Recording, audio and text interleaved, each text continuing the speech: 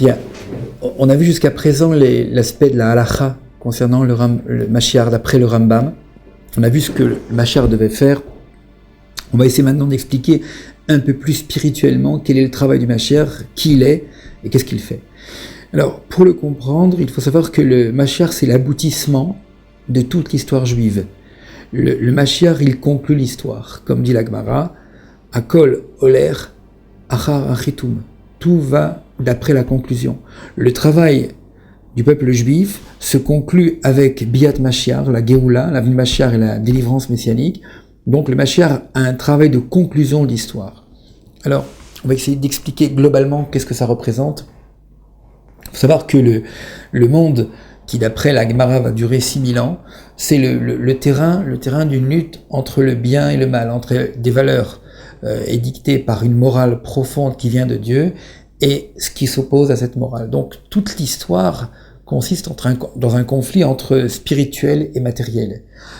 Alors au cours de l'histoire juive, le peuple juif accumule de nombreux mérites qu'on appelle des mitzvot, des actions positives qui sont dans le sens du bien.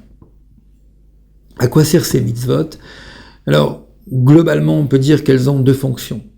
Tout d'abord, c'est de raffiner la grossièreté du monde. Le monde est un ensemble qui avance en partie avec des notions, des idées qui sont très grossières et très matérialistes. Donc le but des mitzvot pratiqués par les juifs, c'est d'apporter le raffinement au monde. Et dans un deuxième temps, par ce raffinement, le débarrasser donc du mal et de préparer le monde pour qu'il soit un lieu dans lequel Dieu puisse résider. C'est-à-dire qu'on va voir clairement que le travail accompli par le peuple juif au cours de l'histoire va permettre à Dieu de s'installer littéralement dans le monde. Alors, ce travail donc est achevé par le Mashiach, mais il faut savoir, comme on l'a dit au départ, que c'est un travail qui passe par différentes étapes. Chaque étape de l'histoire juive contribue à l'avènement messianique. Ce n'est pas que c'est un phénomène qui apparaît à la fin de l'histoire ponctuellement sans rapport avec ce qui s'est passé avant, au contraire. Mashiach conclut l'histoire qui a commencé depuis la création du monde et qui est un travail qui est accompli par chaque juif et chaque juive au cours de l'histoire. Alors, on peut résumer en quelque sorte et très très rapidement cette notion avec un animal.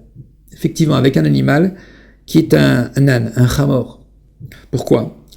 Parce qu'il y a un texte du prophète Isaïe, Yeshaya, qui dit que Mashiach va être un ani, un homme humble, rochev al chamor, qui chevauche un âne.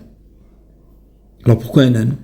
Alors, c'est Rashi qui nous répond. Rashi est le plus grand commentateur de la Torah, celui qui explique le sens simple du texte biblique.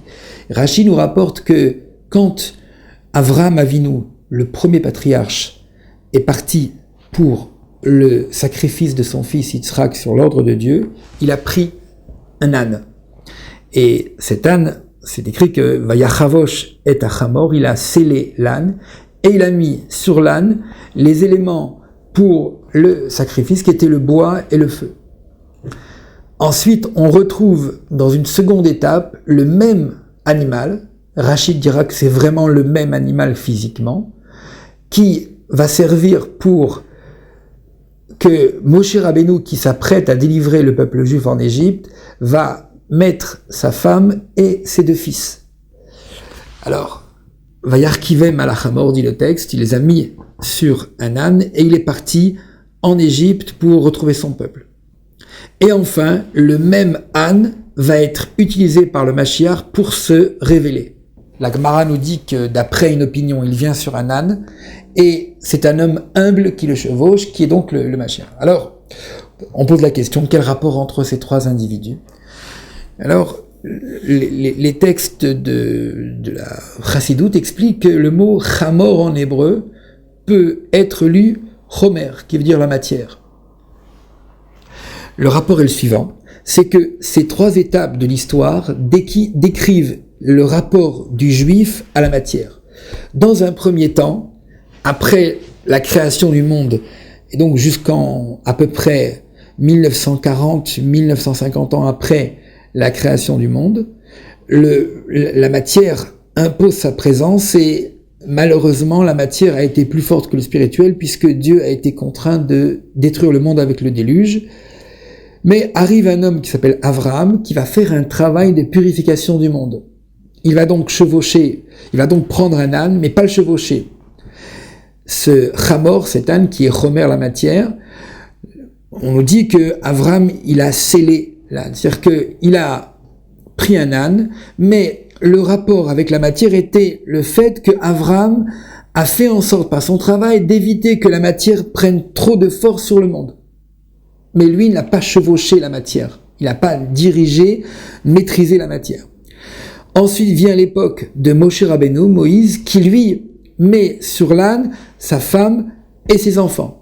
Déjà, il y a une maîtrise de la matière, Hamor, Homer, qui est beaucoup plus forte qu'à l'époque d'Abraham. À l'époque d'Abraham, Abraham fait en sorte que la matière n'empêche pas son travail. À l'époque de Moshe Rabbeinu, dire que sa femme et ses enfants chevauchent l'âne veut dire que déjà il y a un travail où la matière est plus ou moins maîtrisée. Et à la fin des temps, que se passe-t-il ? Eh bien là, c'est le Mashiach qui va littéralement chevaucher l'âne, ce qui veut dire que le Mashiach va maîtriser complètement l'âne, Homer, Hamor, l'âne, Homer, la matière. C'est que le Mashiach arrive à une époque où le peuple juif, par un travail intense de purification du monde, est arrivé à complètement maîtriser la matière, Homer, comme le Mashiach qui monte sur le Hamor, qui le maîtrise complètement. Alors comment on peut comprendre ça? De manière très très simple. On a vu qu'au cours de l'histoire, le peuple juif a subi beaucoup de pressions du monde entier. Des pressions physiques, avec malheureusement des pogroms, avec des conflits, avec des exterminations qui ont jalonné toute l'histoire. Puis, peu à peu, on voit qu'après la Shoah, que se passe-t-il? On voit que le monde a complètement réduit sa pression sur Israël. C'est pas du tout du hasard.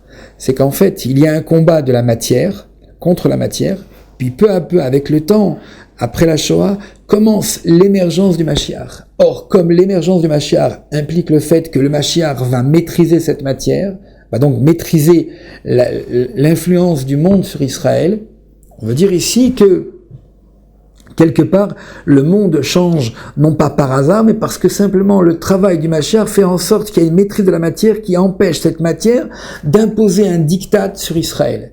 Et peu à peu, on voit que l'antisémitisme se réduit lentement, puisqu'on arrive à la résolution de ce conflit avec l'émergence du Mashiach qui est de plus en plus évidente et qui montre le fait que le spirituel est en train de dominer le matériel.